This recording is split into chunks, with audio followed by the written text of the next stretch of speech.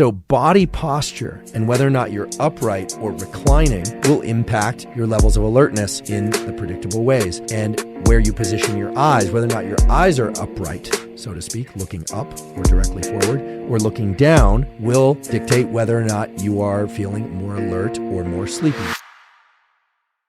A couple of things for optimizing workspace that are grounded in neuroscience and physiology. I've talked before about the fact that when our eyes are directed upward, literally when our eyelids are open and when our eyes are directed upward, it creates a state of heightened alertness. And this has a relationship to the brainstem neurons that create alertness and their control over the muscles of the eye and, believe it or not, the eyelids. Now, it's not the case that if you are absolutely exhausted and you need to feel more alert, that looking upward is going to make you feel wide awake, although it will help support your levels of alertness. The point here is that you can optimize your workstation in a physical way that leverages this aspect of the visual system and your level of alertness. Since most of us want to be awake while we're working, try and position your screen or your tablet, whatever device you happen to be working on, at least at eye level and ideally slightly higher. If you think about it, most people are not doing this. Most people are looking down at their computer or tablet or are angling their eyes at their screen at about 30 degrees. That is not going to support heightened states of alertness and optimal attention. In fact, the opposite relationship between eye position and alertness is also true. When we look down, when our eyelids are slightly closed, it tends to decrease our levels of alertness and increase our levels of sleepiness. I really want to emphasize this, that there's a bidirectional or reciprocal relationship between the brainstem areas that control alertness and the eyes, meaning how alert you are controls how open or closed your eyes are. No surprise there. But also that how open and upward directed your eyes are will increase your levels of alertness. And if your eyes are pointed downward and your eyelids are hooded, like they're slowly closing, like Costello's always are, you'll feel more sleepy, especially if you're somebody who tends to have that mid-morning sleepiness or mid-morning crash. So what I do is I have a standing desk, but I also prop the computer up such that it's at least at eye level. And I haven't figured out yet how to develop a workstation where the computer is above me. I think the only way to really do that is actually to tilt one's body back, but actually that's not a good idea either. They have done studies recording from areas of the brain associated with alertness, areas like locus ceruleus and the so-called reticular activating system.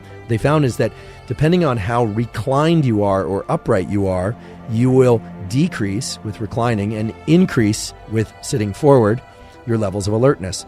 So body posture and whether or not you're upright or reclining will impact your levels of alertness in the predictable ways. And where you position your eyes, whether or not your eyes are upright, so to speak, looking up or directly forward, or looking down, will dictate whether or not you are feeling more alert or more sleepy, respectively. So try and arrange a workstation or a position of your body in your chair or your standing desk, whatever it is, that allows you to work with a heightened state of alertness. This is really, really key for me because I found that when I would sit down, not only would my hip flexors start to get sore, I'd feel tight in the back, etc., but if I was staring down at my screen all day, or even for short periods of the day, I would start to feel sleepy and I couldn't figure out what was going on. I also thought maybe I needed glasses. I do wear readers at night, but it was really a problem. And simply by getting the screen directly in front of me at eye level, it's been completely transformative. So we're now at the description of my day and these protocols in which I would do a 90-minute bout of work. Now, why 90 minutes? Well, the brain is going through these 90-minute so-called ultradian cycles throughout the entire day and night. Every 90 minutes, we shift over from being very alert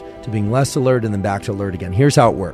At the start of one of these 90-minute ultradian cycles, my brain is not quite engaged in whatever it is I'm trying to do. Now, oftentimes I have things jumping into my mind, I've got distractions, etc. I'll talk about how to deal with those distractions in a moment, but I set a timer for 90 minutes and I try and get a strong bout of work done inside of that 90 minutes with the full understanding that the entire 90 minutes is not going to be uniform in terms of my ability to focus. There will be kind of peaks and valleys within that, but that 90 minutes is about what the brain can handle in terms of a dedicated effort for high degree of focus. Some people can push out a little bit further. Some people can't handle more than 10 minutes, but that's what I'm striving toward. You'd be amazed how much you can get done in 90 minutes if you are focused. So how do you increase that focus and how do you use the timer feature? Well, you can combine those. I use a program called Freedom, shuts me out of the internet completely. So that means no checking the markets, no checking social media, no checking the news, no checking email, none of that. I get a dedicated bout of work done. I confess, I don't allow myself to go to the restroom in that period of time. Here's an interesting little tip that's grounded in physiology. You have a direct neural connection from your bladder to your brainstem areas that increase alertness. This is why when you have to go to the bathroom, when you have to urinate, it is extremely agitating, right? It can be very, very agitating. I'm not encouraging you to so agitated by filling your bladder so much and resisting going to the bathroom that you are uncomfortable and can't focus. But I generally will just drink liquids and work away, and I won't walk away to go use the bathroom unless I absolutely have to. Sort of odd that we're talking about this, but this is one way in which I've learned to funnel my attention into whatever it is I'm doing. Because as you all know, the moment you sit down to do some serious work and you flip off the internet, all of a sudden it's as if the phone has a voice. It starts calling you. It's almost as if the restroom has a voice. But we all are familiar with the fact that if we are focused on something, all that just kind of melts away. So the goal is to get into what I call the tunnel, to really get into a tunnel of quality work. The brain loves that state, but it's very hard for many of us to access. My phone is absolutely off. It's not on airplane mode. It's absolutely off during this time. If I've been struggling with that, and I confess, there are times when, for whatever reason, something going on in life, it's been harder to put away the phone. I will sometimes put it in my car. I used to joke that I used to throw it up on the roof or something like that. Look, I've done, and I suggest people do whatever they need to in order to self-regulate that activity. And if you're somebody that feels that you absolutely need to be on your phone and on the computer for this work bout or the work that you do, well, that's a different matter altogether. This is just simply how I work. So I will do 90 minutes, and I do set a timer, and I turn on the program Freedom, locks me out of the internet. Someone rings on the doorbell. I will often shout, not coming to the doorbell, leave it there. I mean, unless there's a real emergency, I'm not going to step away from that work. I learned how to do this when I was a graduate student under different conditions where I used to slice brains on what's called a microtome. So I used to spend time just cutting very thin slices of various types of brains. And I've sectioned through a lot of brains. And we had a rule, which is that when the blade hits the brain, you don't stop pulling, even though it's very, very slow, even if a nuclear bomb goes off, even if a fire alarm goes off. Now, I don't want anyone, burning to a crisp because they didn't step away from their workflow. That would be foolish. But that's the mentality that I've embedded in myself, that there's nothing more important than what I'm doing in that 90-minute block. And that's what works for me. You can try various other things. That's what works for me. In addition, I use low-level white noise. This is something that is supported by quality peer-reviewed data. We covered this on the episode on hearing and balance, but it turns out that white noise, which is essentially all frequencies of sound, or all frequencies of sound that we can perceive, mixed up kind of randomly, there's no structure to it, turned on at a low volume, not with headphones most of the time, puts the brain into a state that's optimal for learning and workflow. And I covered 2 papers during that episode. One that showed that indeed brain areas involved in attention, brain areas involved in focus and cognition and memory, those are engaged to a greater degree when there is low levels of white noise playing in the background. The other paper that's really interesting did brain imaging and showed that areas of the brain that are associated with dopamine release are increased by low levels of white noise. Dopamine release is associated not just with pleasure, but with motivation and craving. So everything about this 90-minute block, from the low levels of white noise to the position of my computer, how I'm standing and where my eyes are positioned, is geared towards putting me in this tunnel of work.